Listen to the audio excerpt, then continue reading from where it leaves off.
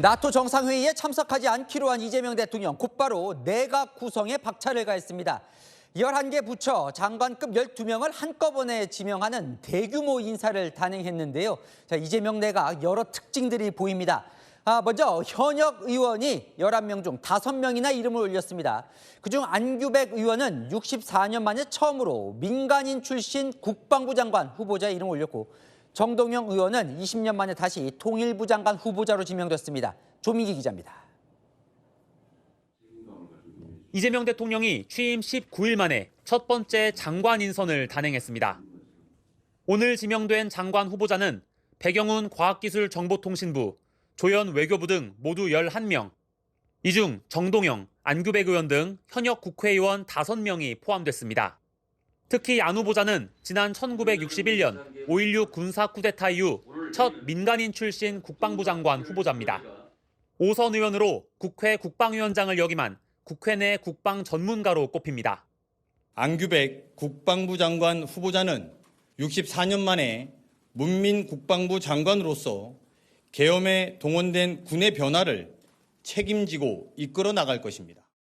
대통령실 관계자는 계엄으로 상처받은 국민에게 안정감을 줄 수 있을 거란 판단이라고 설명했습니다. 현역 의원이 후보자로 지명된 부처들은 모두 부처 재배치, 이름 변경 등 개편 이슈가 있습니다. 손발이 맞는 의원들과 집권 초 속도감 있게 개혁 드라이브를 걸기 위한 인선이란 분석이 나옵니다. 청문회 통과도 용이할 걸로 기대하고 있습니다. 청문 절차 등이 빠르게 진행되어 당면 위기에 내각이 신속히 대응할 수 있기 바란다고 말씀하셨습니다. 국민의힘은 과반을 현역 의원으로 지명한 데 대해 대선 승리의 대가성, 보은 성격으로 보인다며 철저히 검증하겠다고 했습니다. 채널A 뉴스 조민기입니다. 이번 내각 인선에서 특히나 눈에 띄는 사람 2명이 있었습니다. 보훈부 장관 후보자에 한나라당 출신의 권오을 전 의원, 그리고 윤석열 정부에서 임명된 송미령 장관이 유임됐습니다. 이 통합 실용 인사라는 게 대통령실 설명입니다. 이준성 기자입니다. 이재명 정부 첫 장관 인선에 보수 진영에 몸담았던 인사 2명이 포함됐습니다. 국가보훈부 장관에 지명된 권오을 헌정회 부회장은 경북 안동 출신으로 국민의힘 전신인 한나라당 소속으로 당선된 전직 3선 국회의원입니다. 지난 대선 국면에서 민주당 선대위에 합류했습니다. 이재명 후보가 제창한 민생 실용 노선과 중도 보수 강화로는 우리에게 새로운 질문과 용기를 안겨주었습니다. 농림축산식품부 수장에는 윤석열 정부에서 임명됐던 송미령 장관이 유임됐습니다. 서로 다른 진영으로 정권이 교체될 때 전 정부 장관이 자리를 이어가는 건 처음입니다. 이루 말할 수 없이 무거운 책임감을 느낍니다. 분골쇄신하는 자세로 최선을 다하겠습니다. 송 장관은 지난 2023년 인사청문 과정에서 제기된 자녀 불법 증여 의혹에 용돈이란 해명을 했다가 이 대통령의 지적을 받기도 했습니다. 1억을 용돈 줬다 이런 얘기를 할 수가 있습니까? 그게 제정신으로 할 수 있는 말이겠습니까? 공복으로서의 기본적인 자세가 돼 있지 않습니다. 지난 정부에선 이 대통령이 추진했던 양곡법을 농망법이라 비난하기도 했습니다. 대통령실 관계자는 새 정부의 국정 운영에 보조를 맞출 것으로 본다고 했습니다. 대통령실은 보수 진보 구분 없이 성과와 실력으로 판단한 실용주의 인선이라고 설명했습니다. 채널A 뉴스 이준성입니다. 기업인 출신도 장관 후보자로 2명 깜짝 발탁됐습니다. 과학기술정보통신부, 중소벤처기업부 장관 후보자에 LG와 네이버, AI와 IT 전문가가 발탁됐는데요. 고용노동부 장관에는 민노총 위원장 출신이 지명됐습니다. 우영기 기자입니다. 이재명 정부 초대 과학기술정보통신부 장관 후보자에 백영훈 LG AI 연구원장이 지명됐습니다.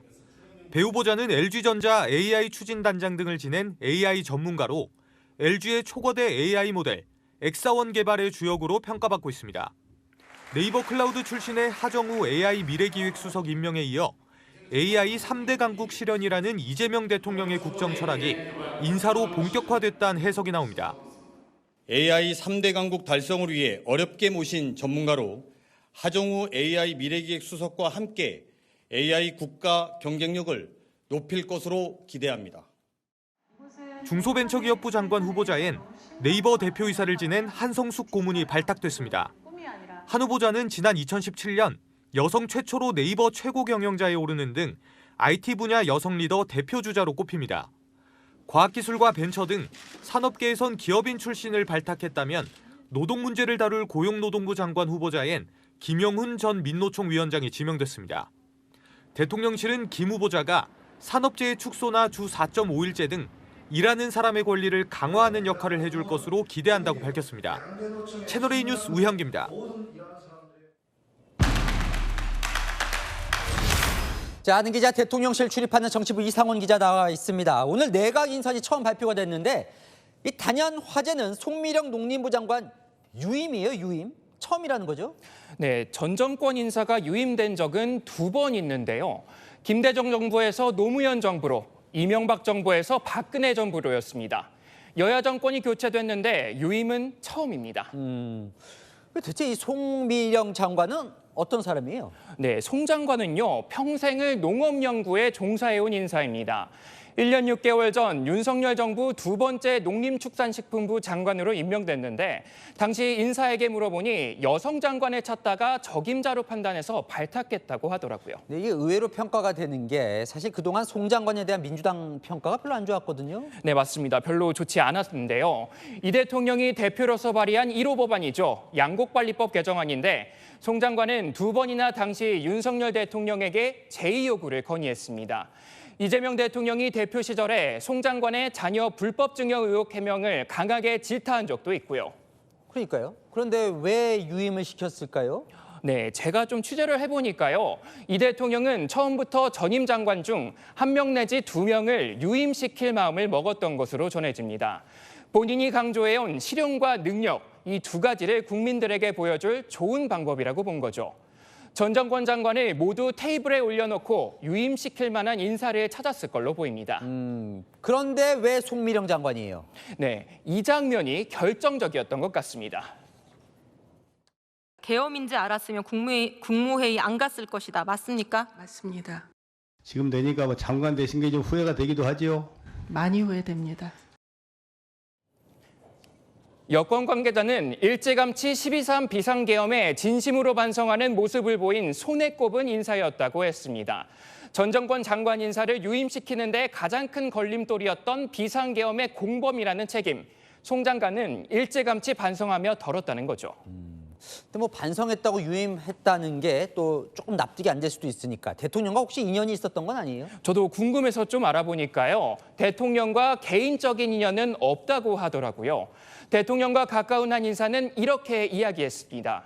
기본적으로 전임 장관들이 다들 비상계엄 책임이 있기에 완벽한 인사를 찾기보다는 과오가 덜한 인사를 소거법 형식으로 찾았을 거라고요. 송 장관은 양곡관리법 반대를 했다는 것 외에는 더 걸릴 만한 문제가 없었는데 최근 국무회의 비공개 자리에서 양곡관리법 재추진으로 입장을 선회했습니다. 오늘 열린 농해수위 전체 회의에서도 그 뜻을 밝혔고요. 그래서 유임으로 결정됐다는 거죠. 자, 그래요? 그러면 혹시 남은 인사들이 더 있는데 또 유임될 가능성도 있어요? 네, 아직 기획재정부와 보건복지부 등 내각 인선이 좀 더 남아 있는데요. 대통령실 핵심 관계자는 전문 역량이 있으면 함께 힘을 모을 수 있다며 가능성을 열어뒀습니다. 네, 알겠습니다. 아는 기자 이상원 기자와 살펴봤습니다.